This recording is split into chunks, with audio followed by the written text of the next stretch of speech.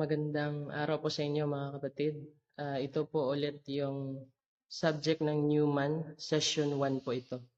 Dahil po sa mahinang signal ay uulitin ko po ang ating discussion. So, pwede nyo pong i-recap ito at panoorin muli upang mas maintindihan. So, Newman session 1, yung pinaka-verse na ginamit ni Brother Kerry Blake dito is yung 2 Corinthians chapter 5, verse 17. Sabi doon, therefore, if any man be in Christ, he is a new creature. All things are passed away. Behold, all things are become new. So, yung verse po na yan, siya pong magiging key verse natin ng new man na subject po. So, sinimulan ito ni Brother Kerry Blake sa pagsabing, the reason the DHT works so well because of the new birth or new man. So, yung tinuturo po ng Dominion Life Ministry na Divine Healing Technician, yun po daw ay naging epektibo dahil sa subject na ito ng new man. Because yung subject ng new man is about Christ in you. Christ in you. Christ in you that allows you to be able to minister the life and the Spirit of Jesus Christ, to whom God would make known what is the riches of the glory of this mystery among the Gentiles, which is Christ in you, the hope of glory. Yan po yung sinasabi ng Colossians chapter 1 verse 27. Christ in you, the hope of glory. So Newman is about Christ in us, Christ in you. When we're born again, there are some things that take place automatically. There are things that take place automatically when we're born again. Sabi nun, we are born in the water and spirit. We receive Jesus as our Lord and Savior. Then, there are things that automatically take place. But, remember this, some things we need to activate or apply. The day we're born again, there are things automatically take place, but there are things that we need to activate or to apply. Remember that everything in the Bible is possessional, meaning, possessional, that's where God put you, and He did that, and He did it through the death, burial, and resurrection of Jesus. So, all these things, He made these things a reality in our spirit right now. But most people are not walking them out. Hindi lahat, pero karamihan, yung sinasabi ng Biblia ay hindi nalalakaran ng karamihan. So, this subject of Newman is telling us that Christ in us, we have Christ. And it is more possible now to do the things of God or to do the will of God because Christ is in us. He is in us, in our innermost being. So, most of the people are not living out what the Bible is saying. That is why sinabi, everything in the Bible is possessional. You need to position yourself according to what the Bible is saying. We need to label. We have this inheritance. And the Bible says we inherit things through Christ, and our inheritance must be our experiential.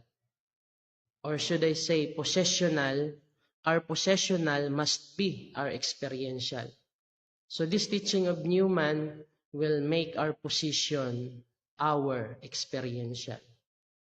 Yung sinasabi ng Biblia, talagang mangyari, maganap sa buhay natin. Newman course is about you walking in the fullness of your inheritance. You and me, tayong lahat ay lumakad sa kabuuan ng ating mamanahin kay Kristo. Yung inheritance natin. So, remember this, that Paul's teaching is a continuing teaching of Jesus Christ. At paano nasabi ng ating kapatid yon? Dahil sa John chapter 16 verse 12 to 14, mababasa natin ang ganito. I have yet many things to say to you, but you cannot bear them now. I have yet many things to say unto you, but you cannot bear them now. If you continue, sabi ni Lord Jesus, howbeit, when the Spirit of truth is come, He will guide you into all truth. For He shall not speak of Himself, but whatsoever shall He hear, that shall He speak, and He will show you things to come. Sinabi yun ng Panginoon sa context nung hindi pa nangyari yung Acts chapter 2 na napuno sila ng Espiritu ng Diyos. Sila ay nag-speaking of tongue.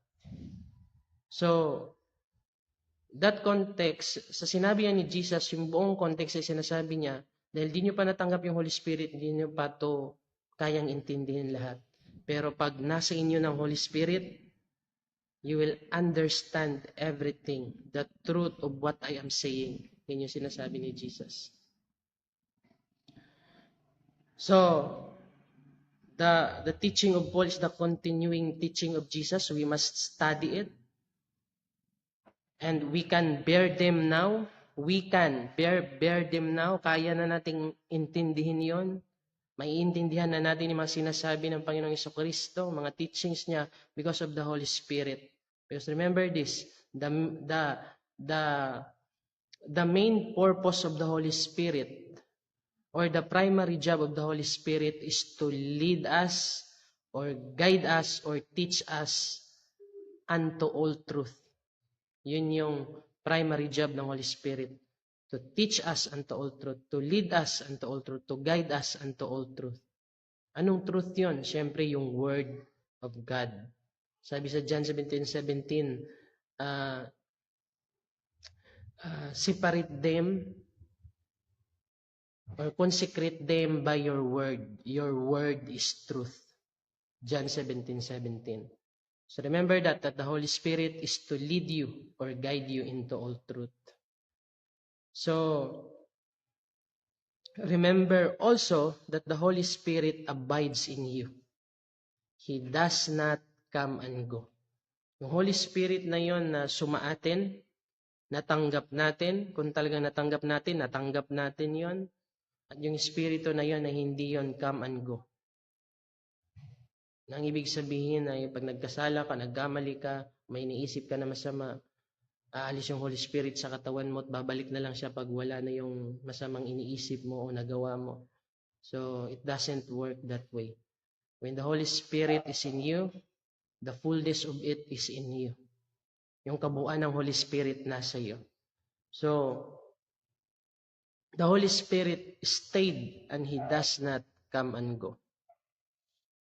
And this Holy Spirit activates you to the gift. There are 9 gifts of the Holy Spirit according to 1 Corinthians chapter 12. And the Holy Spirit activates us to this gift. This Holy Spirit activates us to this gift. At sabi doon, yung gift na ito, it is the manifestation na yung Holy Spirit ay suma sa atin. So, speaking of new man, so Christ in you. Ibig sabihin nun, tayo ay magiging kawangis na ngayon ng Panginoon. Dahil yun naman talaga yung original plan of God. The Bible says, let us make man in our own image. And now that Christ had won the victory in the cross to save us and to give us hope and future, yun yung yung Espiritu ng Diyos na sumaatin. Sabi ni ng ibang kasulatan na yung Espiritu ni Kristo ay suma sa inyo. Yung Holy Spirit ay may tatlong katawagan po dyan. Spirit of God, Holy Spirit, and Spirit of Christ. And iisa lang po yun yung tinutukoy doon, yung Holy Spirit, na mas kilalang Holy Spirit. So, dahil nasa iyo si Kristo, magiging kawangis tayo ni Kristo. Sabi ng Panginoong Jesucristo sa John chapter 8 verse 12, I am the light of the world. I am the light of the world. Yun yung sinasabi ni Lord Jesus. At dinugtungan pa niya yan, mga kapatid, sa John chapter 9 verse 5, sabi niya doon, as long, so remember that word, note that word, as long as I am in the world, I am the light of the world. So may word doon na as long. Bakit? Yung progress kasi ng nangyayari, kaya sinabi niyang as long, because pagpanhik niya pabalik ng langit, bago pa siya pumanhik, sinabihan na niya tayo, you are the light of the world. Because Christ is living in us now, we are now the light of the world. Mababasa po natin yan sa Matthew chapter 5 verse 14. Nasabi doon, you are the light of the world. You are the salt of the earth. Let your light shine before men, that they may see your good works, and that they may glorify the Father. Newman teach us who you are in Christ. Newman teach us who we are in Christ. Yan yung pinaka-main purpose ng Newman. So once we find out who is in us, and the power of the Holy Spirit in us, there is no temptation that we cannot overcome. Ibig sabihin po naman, kung alam lang natin kung sino yung sumasa atin, sa kapangyarihan ng banal na Espiritu na yan na sumasa atin, walang temptation na darating sa buhay natin na hindi natin madadaig, na hindi natin ma-overcome. Ibig sabihin nun, we will not fall into the temptation of Satan and demons. So our experience has to rise above our level of position. So ibinigay ng Biblia kung sino tayo. It show us who we are. The Bible show us who we are in Christ. So our experience must rise above our level of position. Just like 2 Corinthians 5:17, yung pinaka-key verse natin, sabi doon, therefore, if any man be in Christ, he is a new creature. All things are passed away. Behold, all things are become new. See, all things are become new now dahil nakipag-isa na tayo kay Kristo. Tinanggap na natin siya bilang Panginoon at tagapagligtas. And you need to believe it. You need to declare it. You need to live by it. Na yung sinasabi ng Biblia na I and you and I new creature na. All things are passed away. All things are becoming new now. And this is the mystery that Jesus is seated in heaven and yet we are with Him. How can it be? Paano yun? Nandun si Jesus sa langit, nakaupo sa trono niya. Tapos, nandun din tayo. Okay. According yan sa Ephesians chapter 2, verse 6, na tayo, we are seated with Jesus in heaven. Let me read it to you, mga kapatid. Sabi dito, and raised us up with Him and seated us with Him in the heavenly places in Christ Jesus. We are seated with Jesus in the heavenly places.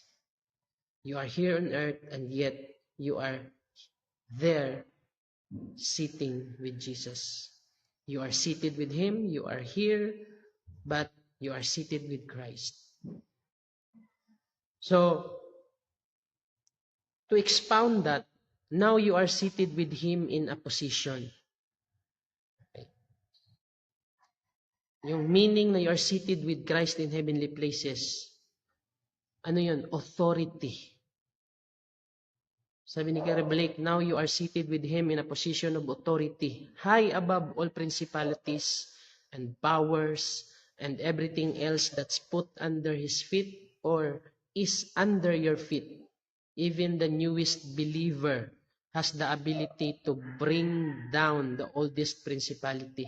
There is not a spiritual being on earth higher than us, now that we are in Christ. So, the communication of our faith becomes effective as we acknowledge every good that's in us because of Jesus Christ. Ibig sabihin po nun, yung ating pong, yung pagiging epektibo po ng ating pananampalataya ay sa pamamagitan po yan ng pagtanggap kung sino tayo ayon sa sinasabi ng salita ng Diyos. So, friends and brethren in Christ, let's start living it out. And for sure, life gets good. So, that's all for session 1, mga kapatid. May God bless us all.